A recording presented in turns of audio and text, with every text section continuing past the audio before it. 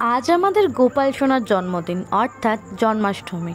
আর যেখানেই থাকি জন্মাষ্টমী তো পালন করতেই হবে। গোপালের হয়তো এই বছরের ইচ্ছা ছিল মাসির বাড়িতে জন্মদিন পালন করার, তাই হয়তো এই বছরে দিদির বাড়িতেই জন্মাষ্টমীটা পালন করতে হলো।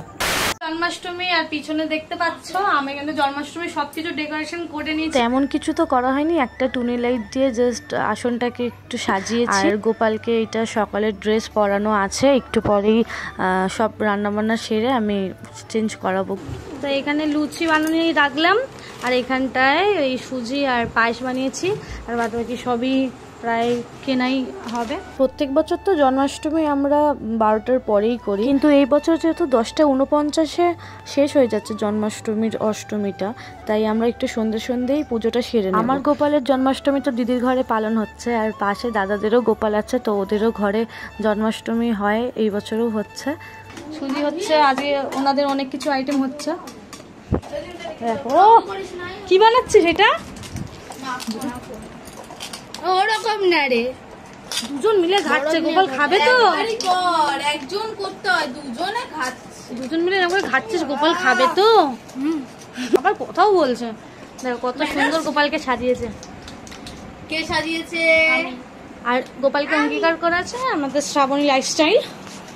আর এই গোপালকে সকালবেলা যা অবস্থা করেছিল না, এই যে বাপন লাইফস্টাইল, ও দাদা লাইফস্টাইল করেছিল।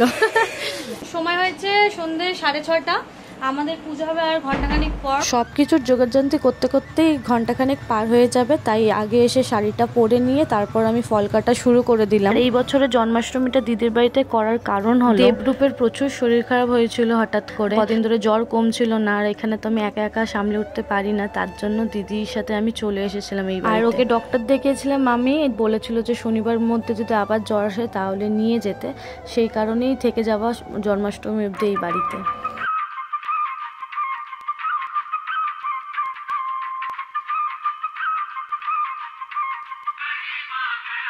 এবার চেঞ্জ করব আমরা গোপালের সকালের ড্রেসটা।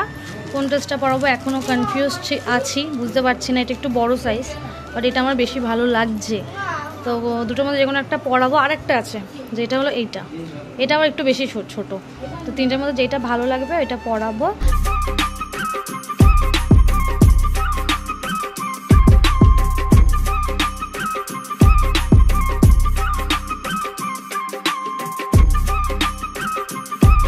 অঙ্গরাগ করেছি গোপালের, অঙ্গরাগ কেমন হয়েছে অঙ্গরাগটা?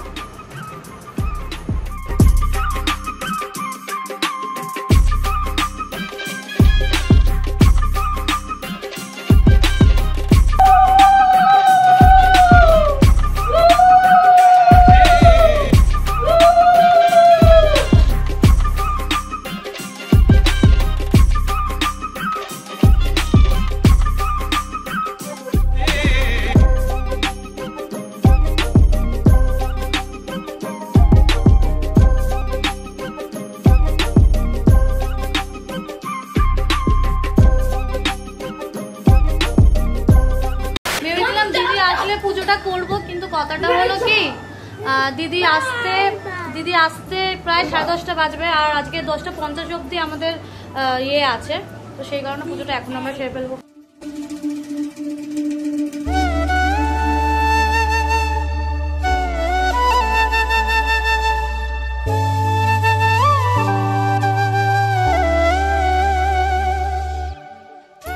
তো আজকের এই ছোটখাটো আয়োজনই হচ্ছে, দিদি ননির পাপা সবাই থাকলে আরো আরেকটু জমজমাট হতো, আনন্দ লাগতো। বাবা তো প্রত্যেকবার পুজো করলে তাহলে মন যেন শান্তি লাগে। যাই হোক, এবারে শুরু করি আমরা পুজো ফাইনালি।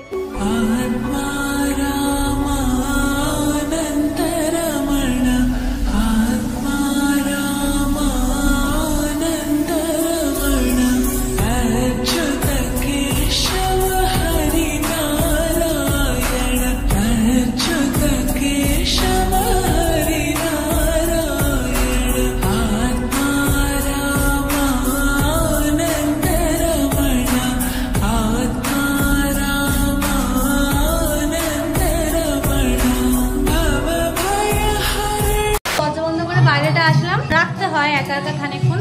সুন্দর টুনি লাইট লাগিয়েছে, ভালো লাগছে, পুজো ফিল আসছে, তাই না? পুজো হয়ে গেছে। ওরে বাবা রে,